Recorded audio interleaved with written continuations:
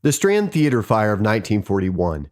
What is the point of discussing a 78-year-old fire today?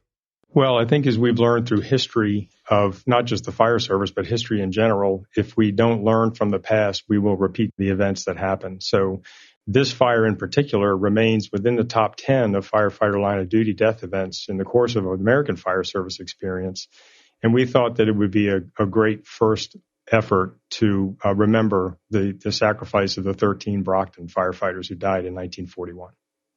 Yeah, before you got started today, you mentioned that we needed to target fires that have been lost throughout history, bring them back and learn their lessons. I think that's a great idea. Chief, line of duty death reports haven't been around very long. When was the first line of duty death report made public? Some departments through their history would do investigations of events, and the lessons would be published just within the fire department. It wasn't until the 1970s or so that line of duty death events started to go, or the reports that came out of those events started to go beyond the doors or the walls of the fire department where the event occurred.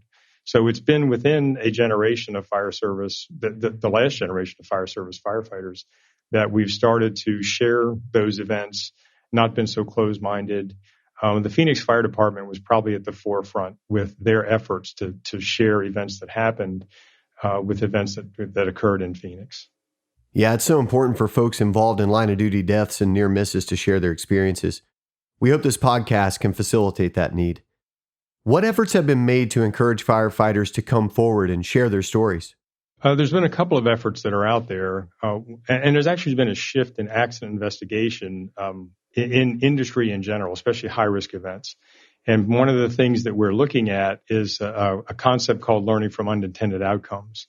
And that's a U.S. Forest Service program that's sort of revolutionized how we look at events. So rather than take the incident itself and then overlay the SOPs or SOGs that are in place, we try to get to the individuals that are actively or were actively involved in the incident that occurred and find out what was going on in their minds at the time that the event occurs. What is it that made them deviate from policy? Why did they decide to take the actions that they took?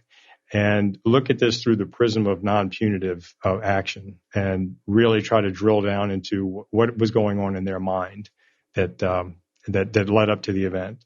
The unfortunate part is when a tragedy occurs, if it's an individual tragedy, we can't talk to that person. But very rarely in our field is there just one person that was part of an event that leads to a line of duty death.